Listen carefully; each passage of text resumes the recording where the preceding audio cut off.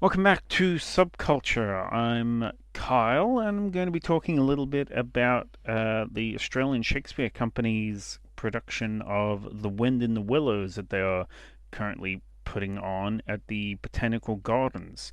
Well, since 1908, children around the world have been enthralled by the whimsical story and characters of Kenneth Graham's The Wind in the Willows. The simple and innocent bedtime stories that Kenneth would create for his son have lived on across multiple generations and adaptations. Now, the story largely follows the innocent adventures of a good natured but skittish mole who grows tired of spring cleaning and ventures off to meet a water rat named Ratty. Now, together, the two friends meet Toad of Toad Hall, a friendly, although loud and impulsive creature prone to reckless behavior and obsessions with new and exciting hobbies. And Mole and Ratty also befriend the wise and considerate Badger, a friend of Toad's late father who hopes Toad will finally grow up one day. Now, in pursuing his latest obsession with motorcars, Toad finds himself in hot water with the law. Locked up in the slammer, Toad Hall becomes overrun by weasels and ferrets from the nearby wild wood.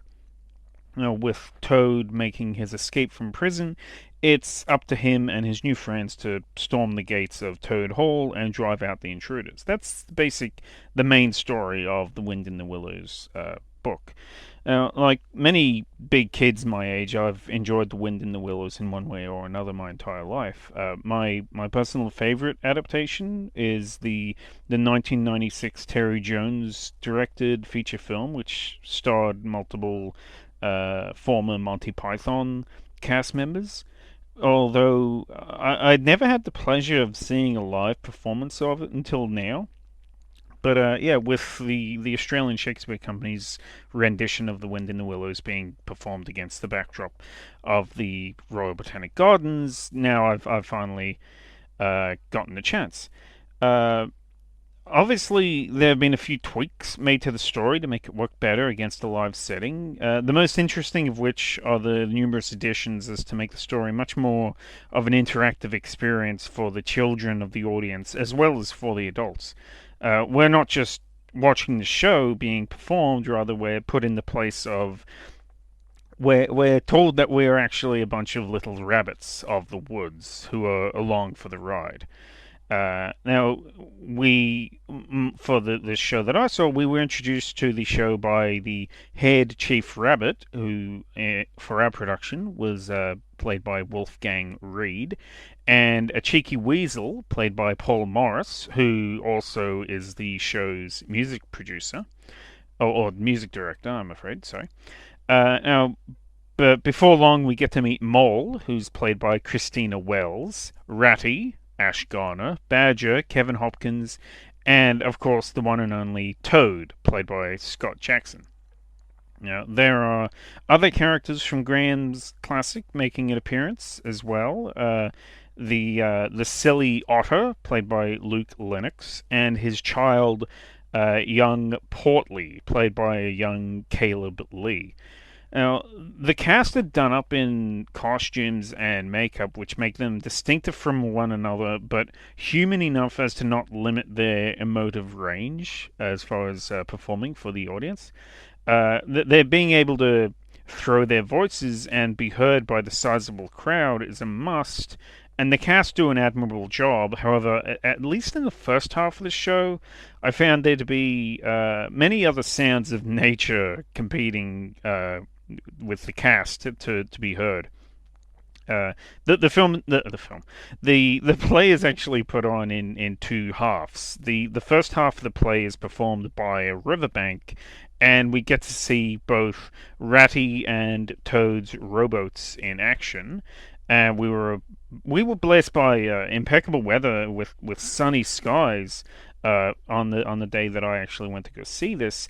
However, that did lead to some moments where, like I said, the cast were a little hard to hear of the squawking of cockatoos or the bothersome buzzing of overhead helicopters. I mean, this couldn't be helped, of course, but at least for the first act, I feel like some sort of amplification of the actors' voices would have gone a long way.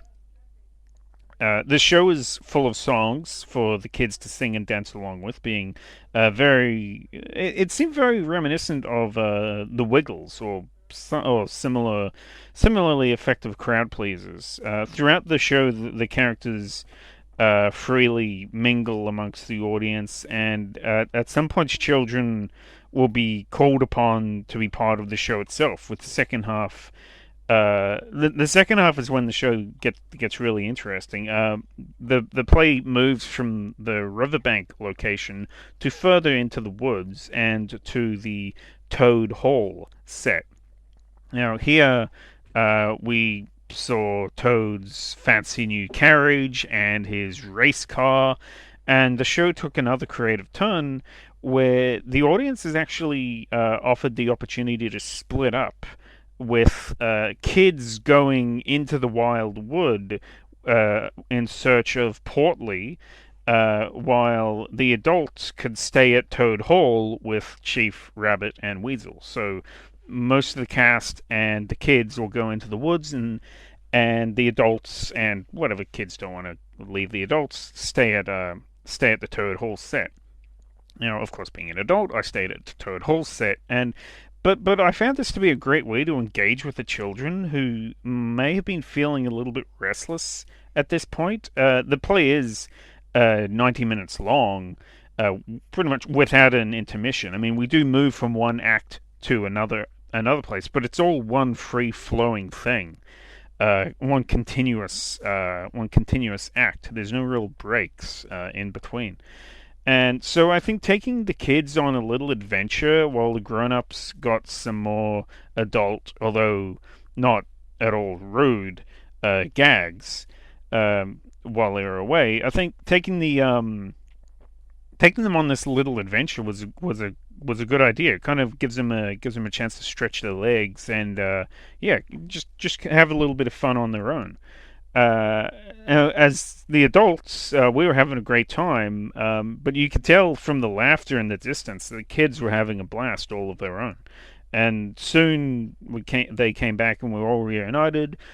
Toad Hall was liberated and the play was over. Well, the Australian Shakespeare Company's The Wind in the Willows, it's a charming and endearing production, which really lives up to the hype and the prestige of the novel and the history of it. It's a wonderful day out in the fresh air for children and adults alike, full of excitement and laughter. Of course, it depends on whether you're lucky enough to get good weather, but hey, that's Victoria for you. But it's a great show. I mean, if you grew up with the story as I did, or even if you didn't, it's a fantastic way to create a new love for the work and to pass it on to the next generation. So yeah, the Australian Shakespeare Company's Wind in the Willows it's currently playing at the Royal Botanic Gardens in Melbourne until the 28th of January. For tickets, visit shakespeareaustralia.com.au. And with that, I'd just like to say again, I've been Kyle McGrath, and you've been listening to Subculture on centralcoastradio.com, and we'll be back right after this.